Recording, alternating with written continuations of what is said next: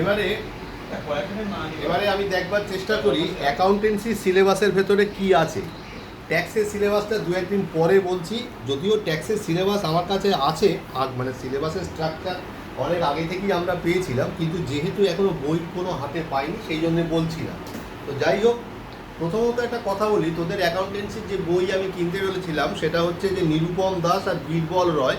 আমি এক্ষুনি ওই জায়গাটা থেকে একটু সরে আসছি, তার কারণ আমি বইটা যখন হাতে পেয়েছিলাম দেখে আমার মনে হয়েছিল যে সাংঘাতিক কিছু বই।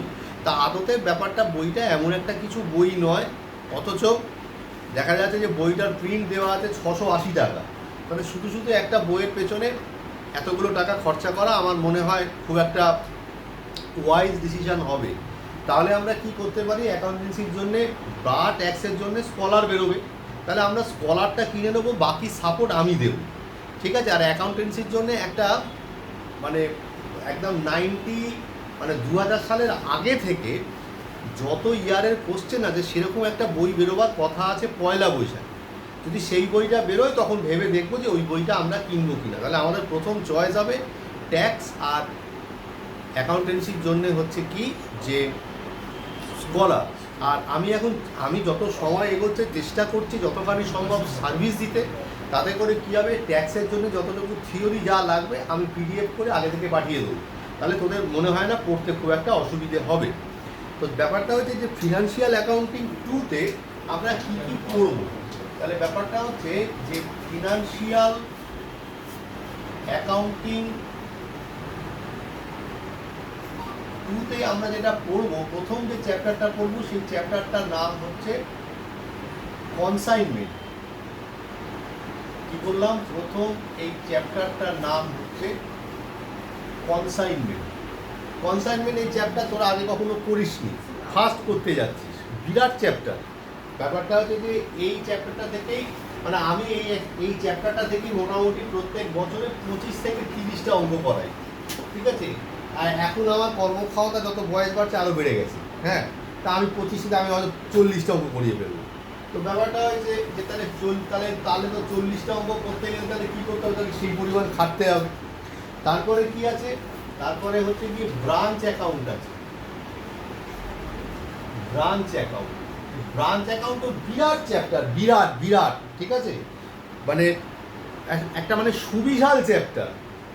মানে ধর ব্রাঞ্চ থেকেই মিনিমাম 25টা অঙ্ক তো করতেই হবে, তবেই ব্রাঞ্চটা পুরো কভার করতে পারে।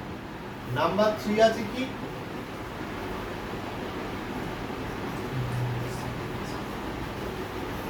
Higher purchase system. Hire purchase system রয়েছে। এবার এই হায়ার পারচেজ সিস্টেম মানে কার থেকে কাকে ছোট করব, হায়ার পারচেজ সিস্টেম সেটাও আবার ব্রাঞ্চের চাইতেও বড়, মানে কত মেথড। তাহলে হয়তো 40টা অঙ্ক করলে তুই হায়ার পারচেজ সিস্টেমটা ঠিক ধরতে পারবি না,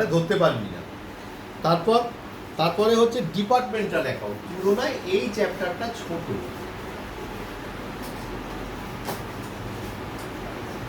ডিপার্টমেন্টাল অ্যাকাউন্ট তুলনায় ছোট, তাও এখান থেকে 15-20টা অঙ্ক তো করতেই হবে। তারপরে কি রয়েছে, ইন্স্যুরেন্স ক্লেম 5 নম্বর রয়েছে। ইন্স্যুরেন্স ক্লেম 5 নাম্বার রয়েছে, ইন্স্যুরেন্স ক্লেম। এখানে আবার দুটো টপিক আছে, কি একটা হচ্ছে গিয়ে লস অফ স্টক, আর একটা হচ্ছে লস অফ প্রফিট। একটা লস অফ স্টক আর একটা হচ্ছে লস অফ প্রফিট। তাহলে এখানে loss of stock, loss of profit দুটো চ্যাপ্টারে বিভক্ত। তো এটাও মোটামুটি অনেকগুলো অঙ্কই করতে হবে। আর লাস্ট অফ অল হচ্ছে পার্টনারশিপ। পার্টনারশিপে ইউনিভার্সিটি এখানে একটা নতুন জায়গা বলছে। ব্যাপারটা হচ্ছে যে অ্যাডমিশন, রিটায়ারমেন্ট, ডেথ আলাদা আলাদা করে তাহলে তোরা ক্লাস 12-এ করেছিস। তা ইউনিভার্সিটি বলছে যে নতুন করে এই অ্যাডমিশন, রিটায়ারমেন্ট, ডেথ এগুলো আর ছেলে মেয়েদের দিচ্ছে না। প্রথম দিচ্ছে 5। কীরকম দিচ্ছে, কি যে